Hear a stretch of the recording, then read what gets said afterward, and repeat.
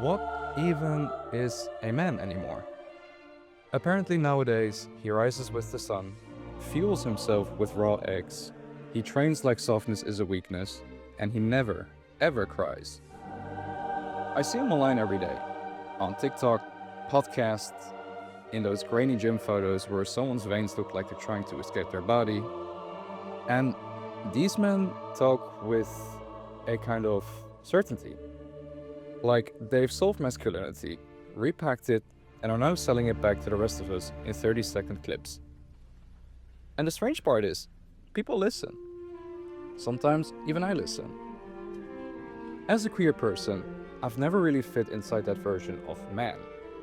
But I still feel the pull of it, which makes me wonder, who built this idea of manhood? And why does it feel so real?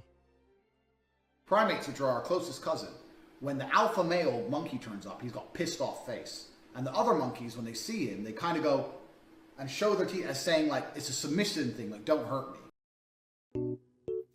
Enter the manosphere, a strange corner of the internet where podcasts sound like threat displays, TikToks preach discipline like a religion, and everyone seems to have read the 48 Laws of Power way too many times. This isn't just Andrew Tate yelling in a Bugatti.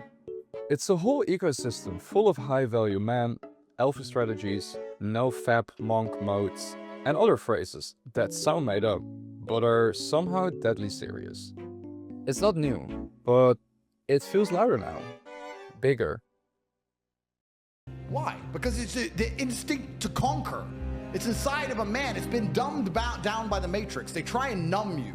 They numb you with entertainment. They try and put you in the festival crowd. They numb you with shit food. They numb you with depression, all this other garbage. But truthfully, if you're a man, you look in the mirror, what will make me happy? My empire will make me happy. And what it promises is simple. You can become a man. Finally, if you just work harder, feel less, and dominate more. It's like a pyramid scheme, but for masculinity. And it's working. Not because it's true, but because it answers a question so many people are struggling with. What am I supposed to be? No one sits down with you and explains how to be a man. It just happens. You learn it in the silences. When you fall and cry and someone says, "Come on, toughen up." Or when the toy store shows you that you should be playing with Lego cars instead of Barbies. When you're told that pink is a girl's color, that softness is suspicious, and that the worst thing you could ever be is weak. Yeah, so then why do all the girls have to fight princesses? Some girls like superheroes, some girls like princesses. Some boy like superheroes, some boy like princesses. Here's the thing. Masculinity isn't something you are. It's something you do, over and over, with the right clothing, the right posture, at the right volume. Sociologist Connell calls this hegemonic masculinity, the version of manhood that sits at the top of the food chain. He's straight, he's strong, he doesn't cry, doesn't fail, and gets the work done. But he's not real. Most men don't actually live like this. But this version is still treated like the blueprint, the ideal. It shapes what men should be, and what everyone else is expected to want. And where does that blueprint come from? Well, media. Movies, ads, TikToks, gym posters. That's what Mary Beltran means by representation. Media doesn't mirror reality, it makes it. The more we see this ideal man, the more he feels like common sense. Like, this is just how things are. And that leads us to identity, which, according to theorists like Stuart Hall, is never fixed. It's always under construction, relational, slippery, and negotiated. So when masculinity is represented as rigid and all-powerful, we're stuck performing a role with no exit.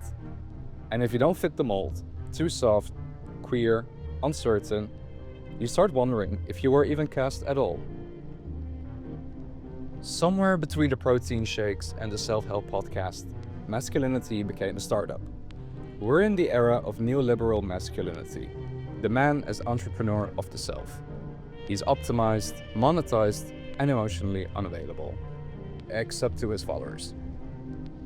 Think of Andrew Tate explaining that men are meant to suffer, or Joe Rogan sweating in a soundproof room, whispering about carnivore diets and mental toughness.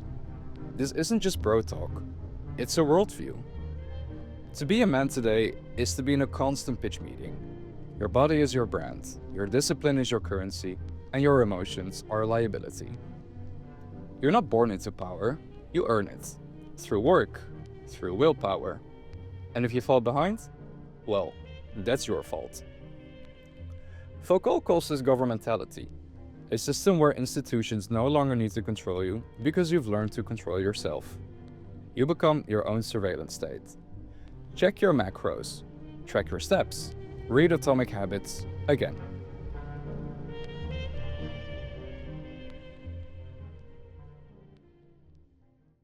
And the market loves it. Masculinity becomes a product that you can buy. Supplement, courses, alpha coaching, etc. And if you fail, that's on you. You didn't try hard enough, didn't grind hard enough, didn't man up.